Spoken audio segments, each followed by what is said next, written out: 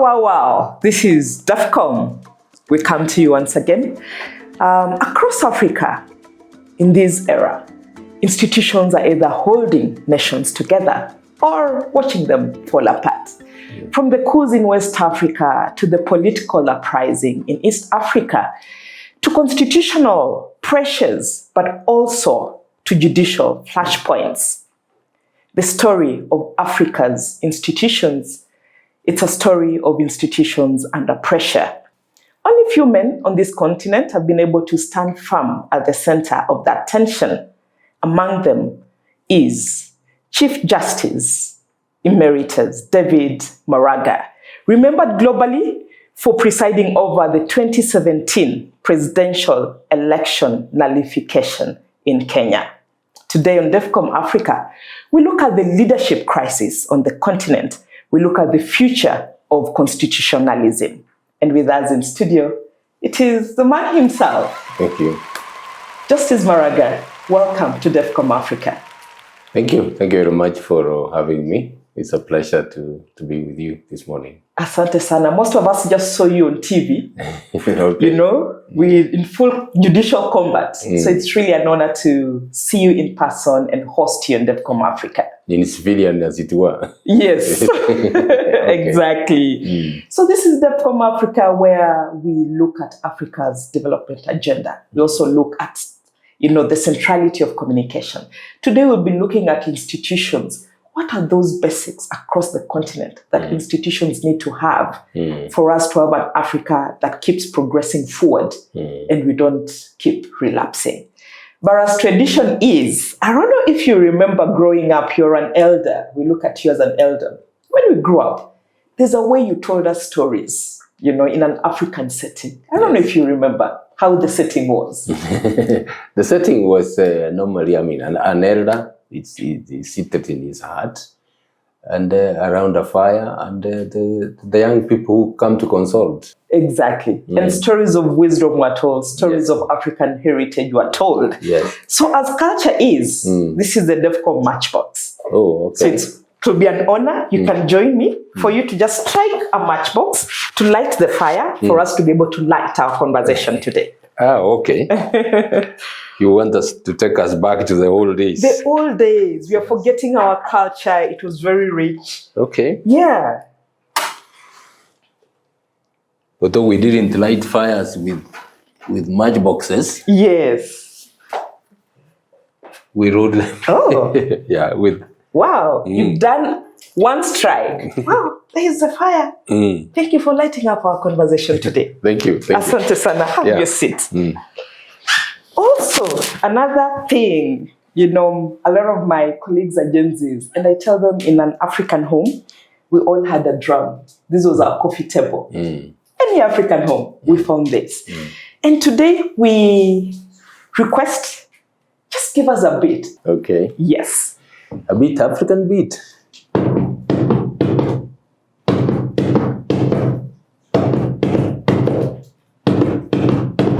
They symbolized very many things. It will be a call. It will be a symbolic initiation. And when you start something. Yes. Yeah. Exactly. Wow.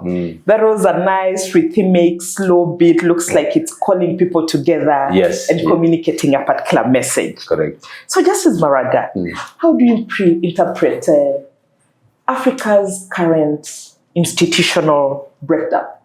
Most institutions in Africa, as in other countries, are established under the Constitution.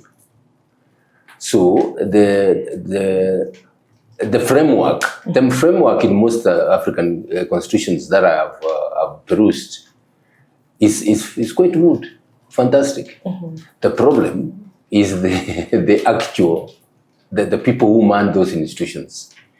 The people who facilitate the running of those institutions, they weaken them for their personal gain. The whole thing, the problem is not the institutions. The problem is the weakening of those institutions. And otherwise, the legal framework of most institutions in Africa are quite good. Good. Yeah. I like you mentioned that, which begs the question, Is the African leadership afraid of stronger institutions, or they deliberately weaken them for their own good? And how does this impact the future of African institutions? The African leaders want to have, if I may say so, excess powers than the Constitution allows them. Mm-hmm. So when the institutions which are set up to regulate the exercise of that power stand up to them, there's a clash. Normally there's a clash. And because of the way the African countries have been run, you find that the executive has excessive power and it oversteps. And as a result, it weakens the institutions. Let's pick a case like there's now a wave in West Africa, with the coups. And it's very interesting because in places like Mali, it's a coup leader, and it's a coup leader, then another coup leaders come. We saw in Tunisia where a parliament was dissolved, because of the executive being held accountable. How can another independent arm like the judiciary, remain independent amid such pressure and stand their ground? Exactly. Thank you very much. In most democracies, in democracies as a system, there are three main arms of government. The judiciary, the executive, and the legislature. These arms of government are equal. Under the Constitution, they wield the same powers. The executive a slight notch over the others because the president is the leader of the nation, the head of the nation. The problem with institutions like the judiciary arises from, it starts with appointment. You find that the competent people who are qualified and supposed to be appointed are not appointed. Then when you get somebody who is weak and is not appointed and has been appointed perhaps through patronage, you know what that means. He's going to sing the tune of the president. We weaken the foundation. The other thing is security of tenure. Security. What do I mean by security? Security of tenure is in most constitutions, the judges are given security of tenure. In other words, you just can't wake up tomorrow and sack a judge.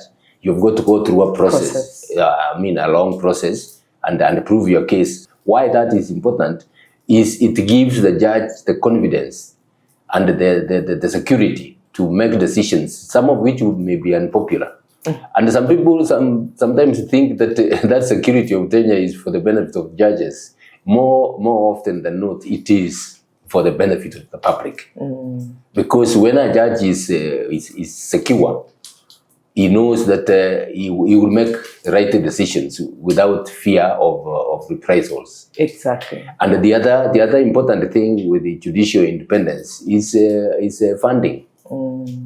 For instance, given our history, we have it in Article 173 that as soon as Parliament approves the budget of the judiciary, it is supposed to be deposited in the judiciary fund account. Yes. The entire budget, the entire annual budget. And you may ask yourselves why the judiciary is given that exception.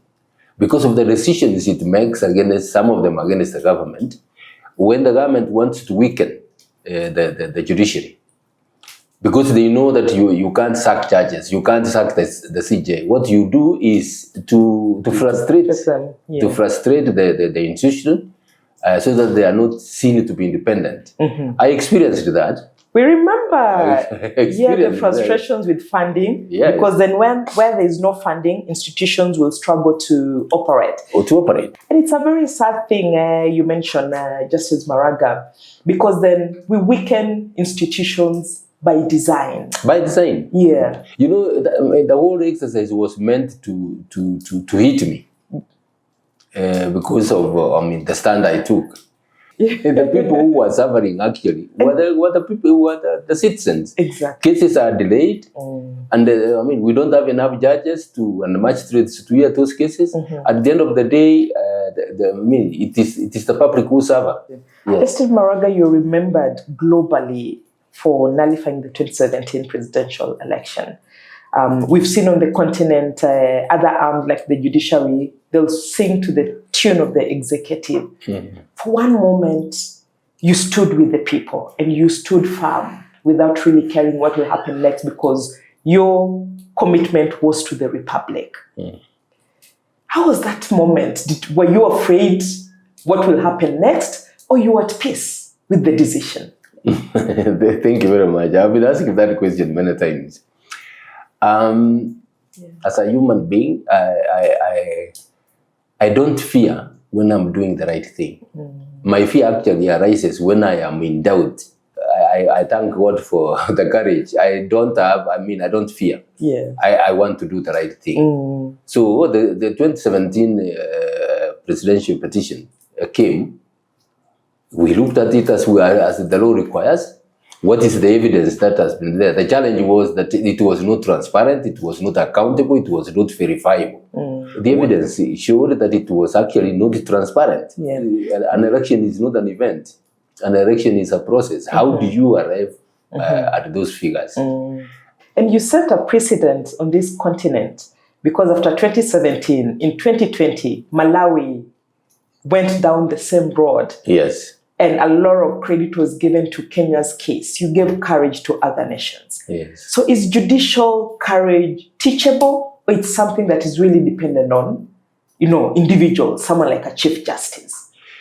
Both. I mean, judicial independence is there, and the requirements are known. There are principles that have been developed over a period of time that govern, the judiciary. Principles that you should follow in the exercise of the judicial power. So quite a number of factors come into play, but it all boils down to individual judges and their understanding of the judicial duty. Who do they owe their duty to? And we saw in South Africa, the former President Zuma with the Nkandla case, the Gupta, scandal in South Africa. I call it the African spirit because you'll pick pockets and there's a lot of, similarities. So should such judicial appointments be insulated from political appointments? It depends on even the appointment process. Is it competitive, like in our case? Or is it where somebody is picked because of his experience and there's a process of picking that person? In the case of South Africa, the retired Chief Justice, in fact, both of them, yes, both Moeng and Sondo, yes, who are my very good friends, or are still my very good friends. They have stood up. Yeah. They understood the role of the Chief Justice. It doesn't matter, how you got appointed. Yeah. It is extremely important that the Chief Justice understands his role. As I said earlier, you owe a duty to the public. In Kenya, the appointing authority is the Judicial Service Commission, not the President. True. The President's role is ceremonial. In fact, we have a unique provision in our constitution, which is not there in other constitutions. Wow. The other constitution states that the Chief Justice and judges shall be appointed in accordance with the recommendations of the Judicial Service Commission. That's why the Judicial Service Commission gives the Chief, if it is the appointment of Chief Justice, they give one name. Yeah. Not three. Not three. Yes. That is unique to Kenya. If you want to appoint 10 judges, you give 10 names. Exactly. Let's talk about elections, which remain the biggest cause of instability on this continent. General election. Where do we fail the legitimacy test, as African nations when it comes to election time? The conduct of an election is a security issue. It's a national security issue. So the whole problem is because the contestants, particularly the incumbent presidents, those who are eligible for the election, want to get back to power at whatever cost. The legitimacy arises from the acceptance of the results by the public. Yeah. So when you weaken institutions to an extent that the results, the public can't trust the outcome, then you have problems. Yeah. And we've seen same problem with the election commissions on the continent. It's a problem that has been there and it will continue being there. So should African institutions, be able to get independent arms like the courts to supervise the election, or what is the solution? The three arms of government, each has its sphere of operation.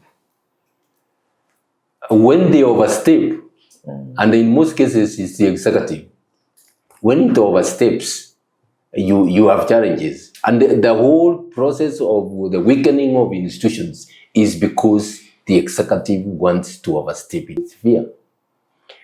I have always said, and I've said that even in my judgments, that the constitutional power is constrained power. Each arm of government, each institution has what to walk their path. When they get out of that path, problems start. So it is a question of discipline. You have heard of people talking of imperial presidents. Yes. Or somebody has served for the term, the 2 terms which are allowed by the Constitution. And they want to continue. Not many of them want to retire at the end of their time because of the crimes they commit. Some of them fear that they are going to be held accountable. So what is the best way? Stay in power until you die. In your own view, do you think maybe there's a need for an independent African electoral body that maybe sets standards for how elections are done in Africa? The problems we have is not because of lack of standards. Because of sovereignty, you cannot have a body, a continental body that manages elections in all countries because of the sovereignty of countries. The standards are there. The principles that govern elections are universal. They are international. They are universal across the board. Elections must be transparent. Elections must be verifiable, and elections must be accountable. And we have bodies like the African Union because we've seen cases where even the African Union is quiet. It takes time to pronounce themselves. So is it just an African problem? The African leaders don't want to interfere. What they use is, because we are sovereign states, you don't want to interfere with what is happening in a neighboring country.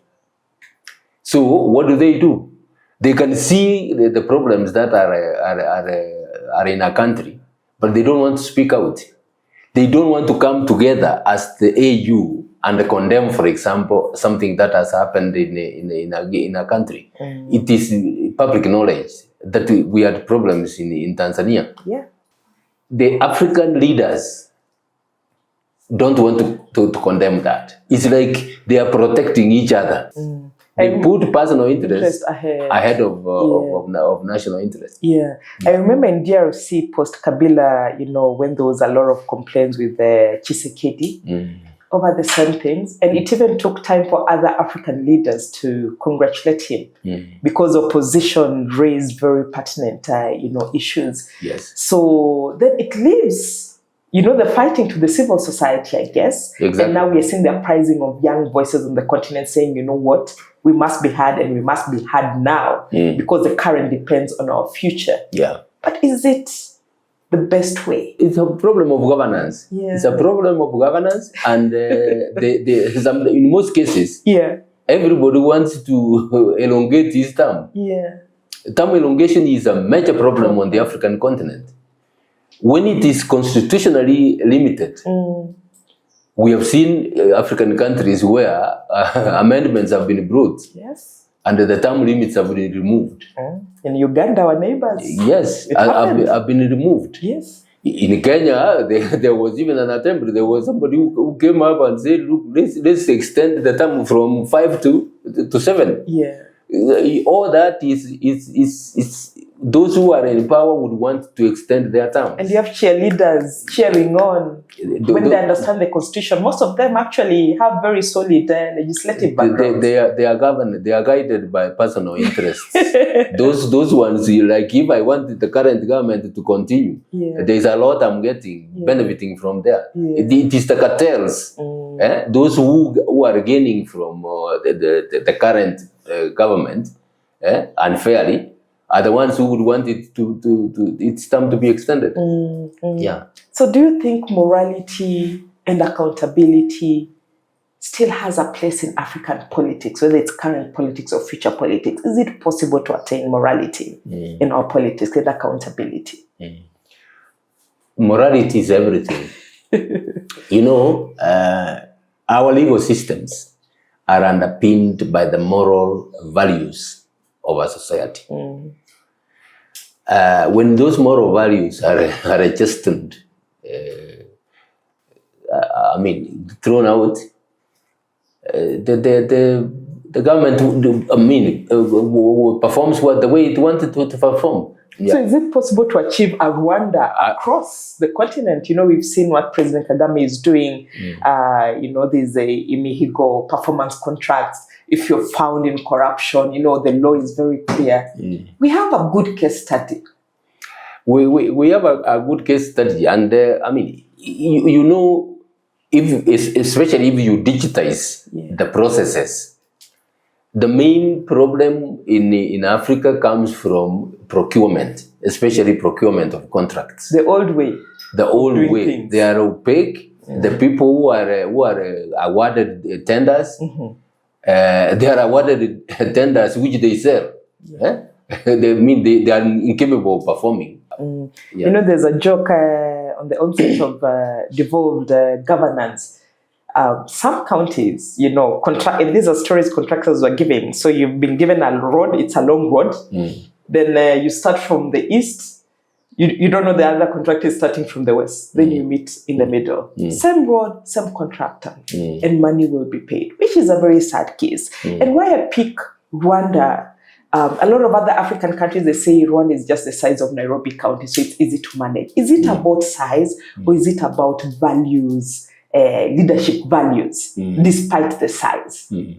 It is leadership values. It is leadership values that have been put up. Rwanda is known for trying a lot to use technology. They've digitized. They are coming out openly. You find even the road construction is done. To standards.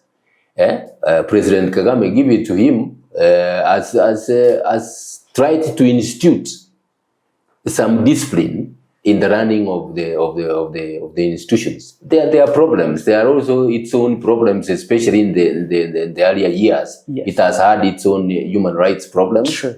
But as at the moment, they are doing fairly well, and that is something to learn from. Yeah. Yes, the use of technology. Yes. Actually, you can track their projects. Exactly. They don't hide information. Exactly. Everything is public. When technology is properly used, it is transparent. Exactly.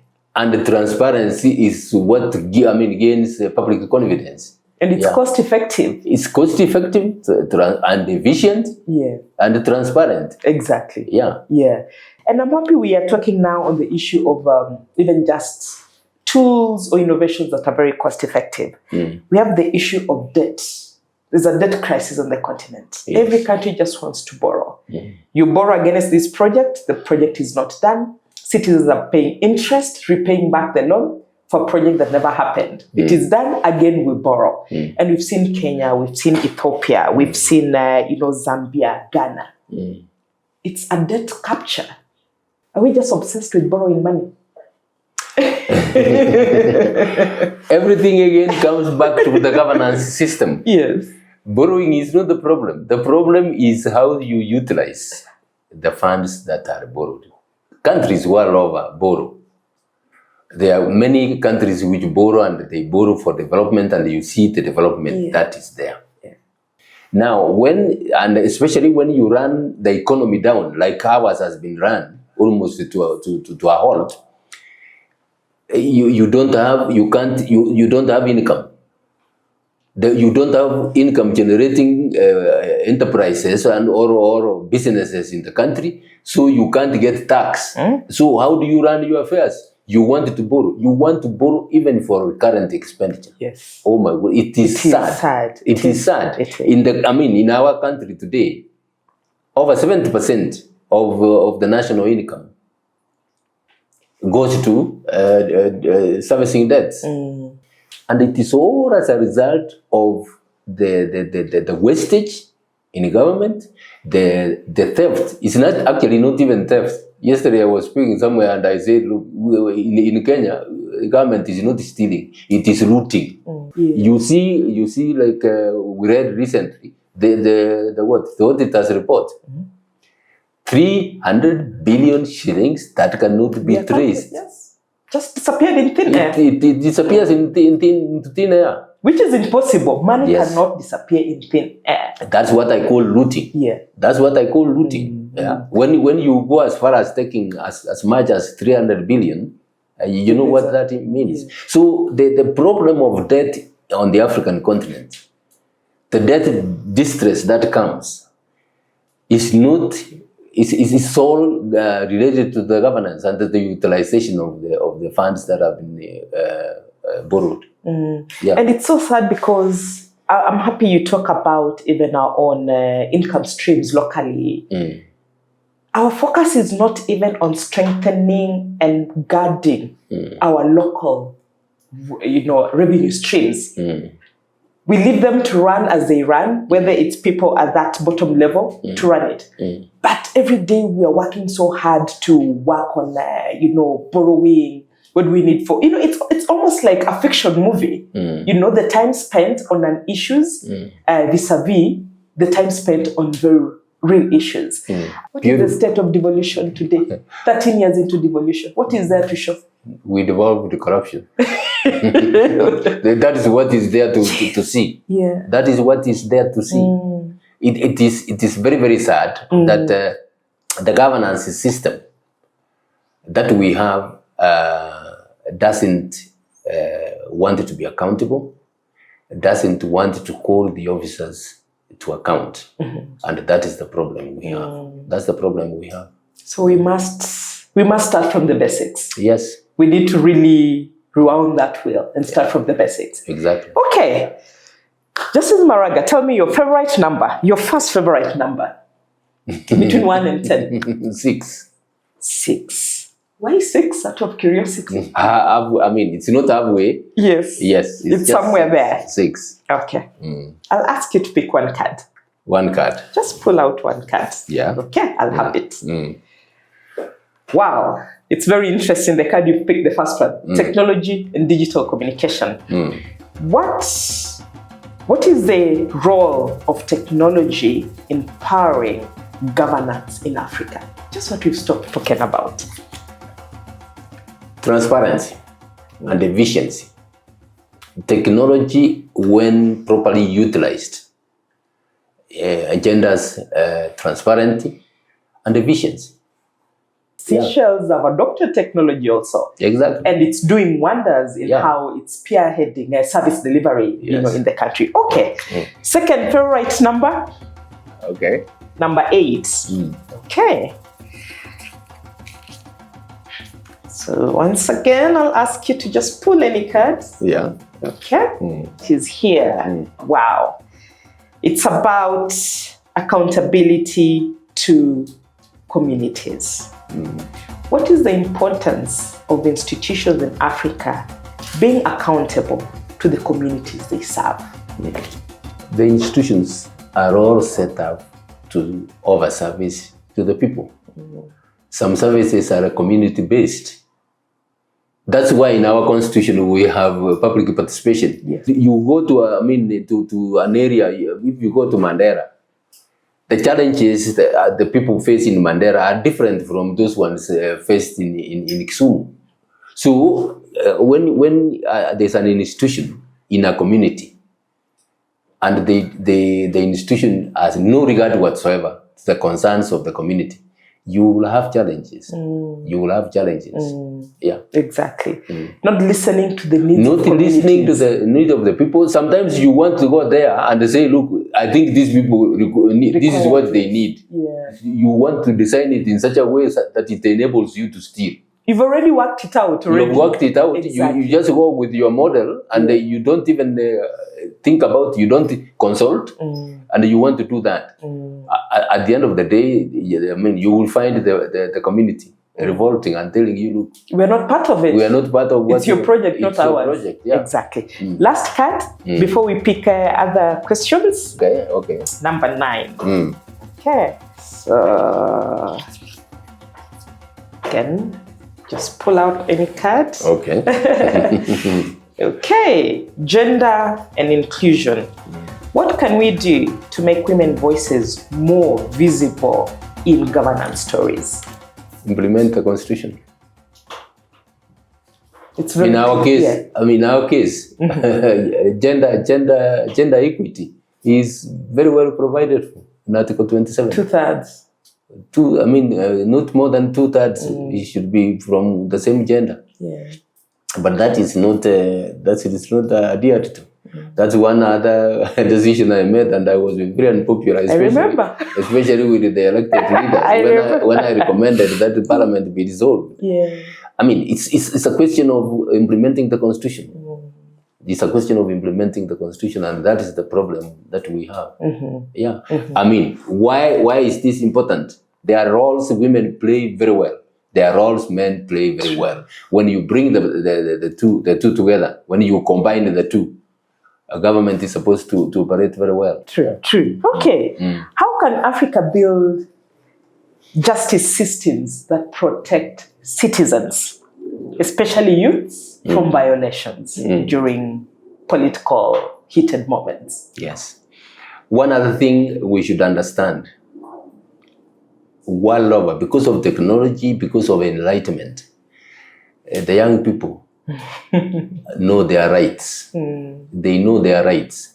So any system that is going to think that you are going to muscle them, you're just mistaken. You're mistaken and you are not going to do anything. A system must be ready to serve the entire populace. A system must be ready to know that the young people have come, especially look at our country. Our young people have gone to school. They have come out here and they can't get employment. Not necessarily because, there are very few countries which have no unemployment problem. But ours is aggravated because the way the systems have been run.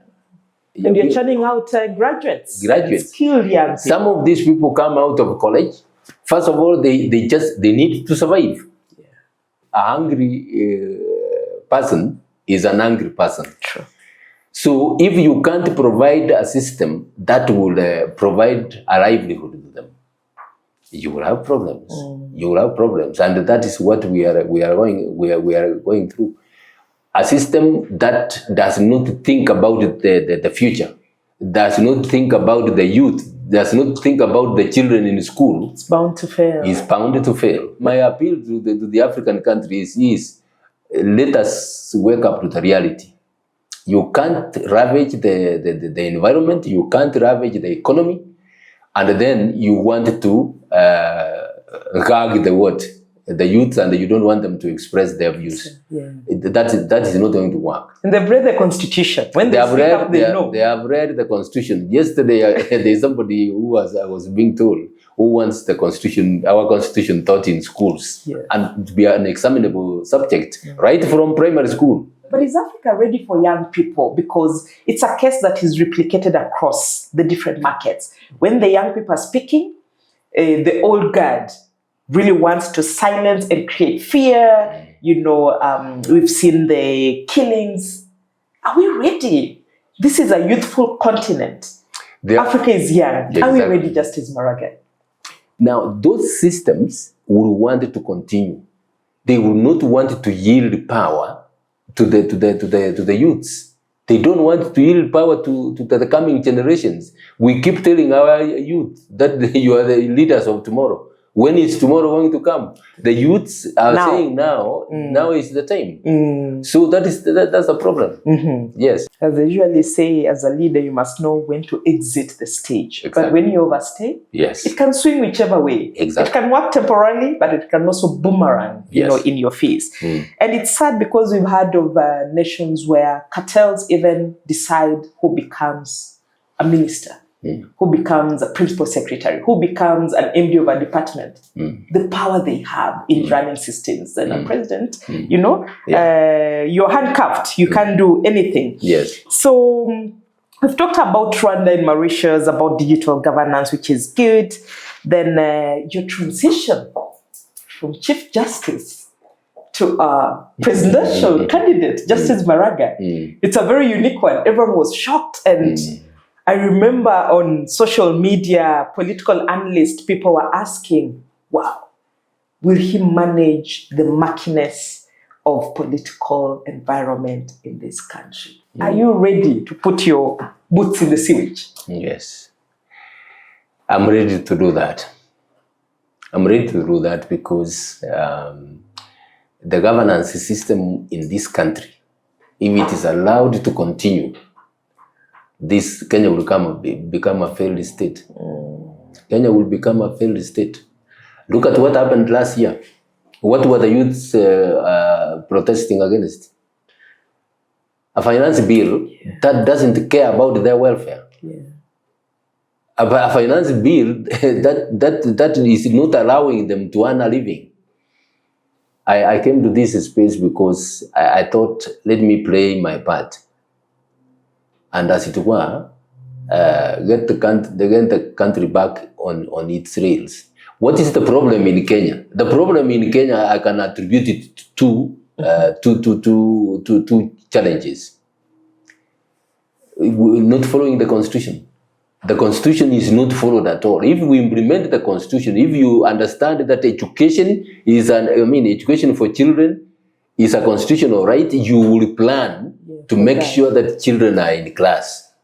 If you understand that healthcare is a constitutional obligation, you will plan to make sure that the people who get sick are attended to.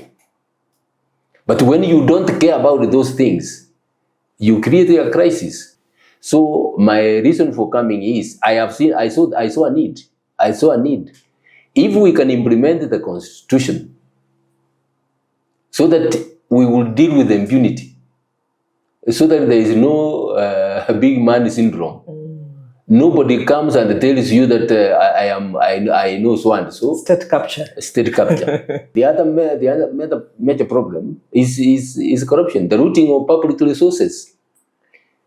In fact, if we deal with those two, all the other things will fall into place. Trusts, you are supposed to account for every penny.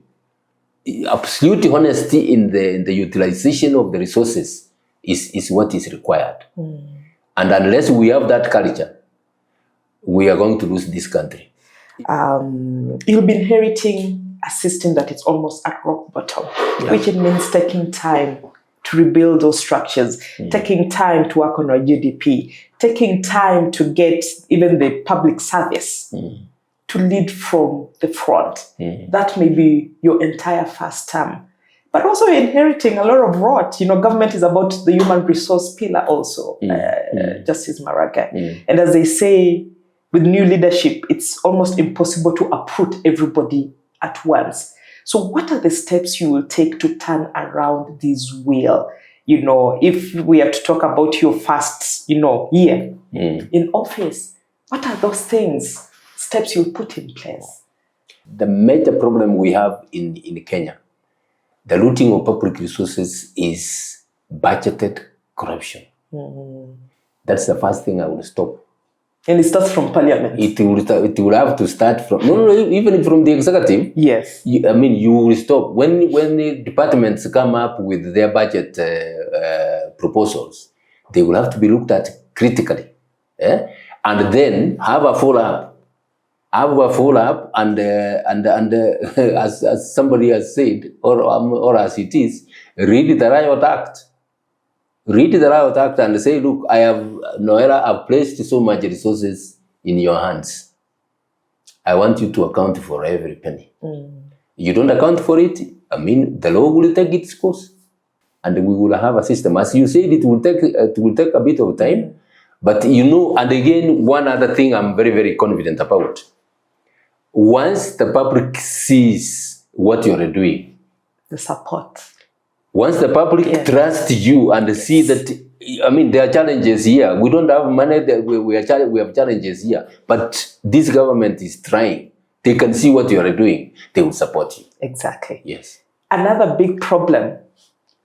A young person applies for any government job. Fresh from university, you're being asked you need 7 years experience. How will you strengthen the pillar of young people actively being part of governance in this country? Young people need to be nurtured. Yeah. What we are lacking is a system that has like internship processes, so that when young people come from university, experience is important. Experience is important in running some institutions, but there must be a starting point. And everybody started somewhere. Everybody started somewhere. Yeah. One thing I would ensure is I'll get the private sector to come up with an internship process, an internship program where they take young people and nurture them. And those institutions which will nurture them and even employ them, give them some tax incentives, tax incentives, so that they nurture those young people. That way, you will get quite a number of them absorbed, and they will feel that they are cared for. The major problem we have had in this country is the handouts. Those in power who have stolen from the public are using huge sums of money to buy votes. Yes. The young people who have come from university, some who have worked for a few days, don't have the money to buy the voters. The nomination fee. The nomination it's fee. It's a nightmare. Yes. You can't join the big party. One of the things I'm going to deal with is that I wanted to come up with a system where money will not be a factor in the leadership, in running for office. Yeah. We will run a system. We want to, have civic education and tell the people, look, don't vote for anybody because he has given you money. People are given 1,000 bob. 1,000 bob even in the village. How long will it last? It won't last. In this economy, it's nothing. It is not. And I am one thing I'm very happy about is that the Kenyans are waking up. We are. The Kenyans are waking up to that. In my county, there was a lot of money poured in these recent by-elections. Yes. But they didn't vote for those who gave them the money. Actually, in my county, also in Bungoma, it was a ward seat, an MCA seat. Yes. An independent one. Yeah. And that's a ward where one of the big people in this country, they come from. Just picking what you're talking about, people are moving away from the money. People are moving away. That's what gives me the happiness. Yeah. So the young people, once the young people realize that they can also compete with others, they will come up. And they have initiatives, they have innovations. Those innovations are the ones we need to nurture, so that they come and the government runs efficiently. Exactly. There was a young person who came up with an innovation of how we will track, and tally concurrently. But what happens? We want to kill such talent. We want to shut them up, which is really unfortunate. Yes. Lastly, Justice Maraga, we have the AU agenda, African Union 2063 agenda. It envisions an Africa that is peaceful, that is prosperous, and also an Africa that is governed by strong institutions. And today we've talked about this strong institution. What would you say is the single biggest governance reform that Africa must do to safeguard Africa the next 50, 100 years? Constitutionalism. Not constitutions, constitutionalism. Ukatiba. Yes. We have. There is the late Professor Gendo, who was my lecturer in university. once remarked that African countries have constitutions without constitutionalism. Very what he meant by that is that we have constitutions which are on the shelves. Accumulating dust. No one makes reference. Accumulating dust. What we are doing is what we wanted to do. Yeah. You know, as I said earlier, constitutional power is constrained power.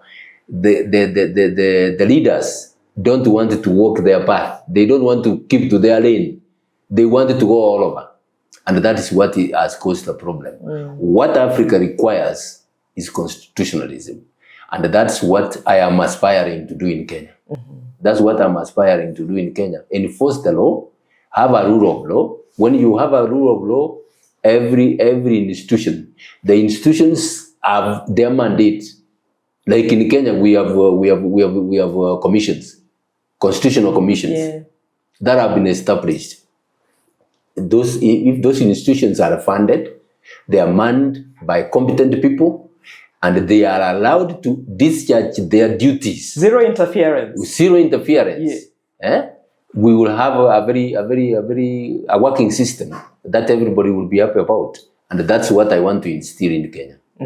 So what Africa requires? Constitutionalism. And that one is even dire in Kenya than any other country. Exactly. And we are happy you've led by example before. You know, you've stood firm. You're known to stand firm. You're known to defend the truth, even at the cost of any threat to even your life. But you stand with the truth. You stand with the Constitution. And we wish you the very best, Justice Maraga. Thank you. In this office, there's a lot of Gen Zs, as you see them, and they always talk when we got your confirmation. And it was like, that's my presidential candidate. As we only believe in, David Maraga. So we wish you the very best. Thank you. As we feel, go ahead. Yeah, thank you very much. I'm happy with that. As I told you yesterday, I was with quite a number of youths. In the course of the discussions, I said, look, you know I'm 74. In fact, next month I'm turning 75. And they say, look, I asked them, look, you trust me? She says, yeah, we trust you. In fact, we want you to be the youth leader. You're a father figure. I was humbled. I was humbled. And I want actually to get institutions in place so that we have a generational a governance structure that slowly hands power to the young people. With the technology, we want young and sharp minds in various areas, and we will do a lot of things if we involve the youth. Yeah. And that's what I want to do. I am going. Of course, I'm not going to ignore the old ones. The old ones. They have their role to play. All is gold. All is gold. Yeah, the experience they have gathered, we want to use it and bring it. On the table and say, look, with this experience, how can we resolve these current problems? Bring the youths. Let them come with innovations. And we run a country, a system that works for all. That's what I am aspiring to give to leaving no one behind. Yes, leaving no one behind. Everyone becomes part and parcel of the system. Inclusivity. Exactly. But my emphasis is on the youths, because, you know, the youths form more than 75% of the population. True. Form more than 75% of the population. They are backbone of our They are the country. backbone, exactly. If they form 75% of the population, you will be ill-advised to ignore them. Exactly. You will be a fool to ignore them. In fact, you need to get them on board, and you will run well. True. That's your camera. I know you're a presidential candidate. Have your parting shots? To our audiences. Yes, thank you. Our audiences in Kenya, as you know, my fellow Kenyans, we are where we are because of the governance system that we have taken up, which disregards the law and which loots the public resources. I have come to this space and I'm seeking for your mandate. I want you to trust me. I will take care of the resources that you will place before me. and I will follow the law. As I can assure you, if we do that, everybody is going to be happy. Look at my record in the past. I have not been involved in the corruption scandals. I want you to trust that I will take care of your resources, and we will have a country where everybody will. My great desire is to have a system that works for everyone, and we will be happy. Thank you very much. Thank you. As culture is, Justice Maraga, I'll ask you, I know we've been seated for a while. We commit to be part of Africa's development agenda. Correct. And to do what needs to be done with our own capacity. And you've talked passionately that Africa needs constitutionalism. You've talked passionately of the Kenya that you want and the Kenya that you want to build with other stakeholders. So this is our canvas. It's called the Defcom canvas. You just put your name, scribble. Putting your name on this canvas, it means you're committing to do what you have to do at your own level to build Africa collectively. So go ahead. So I just... Anywhere, choose anywhere. Anywhere. As you see your predecessors, all of them are tall like yourself, so they choose the upper part. Okay.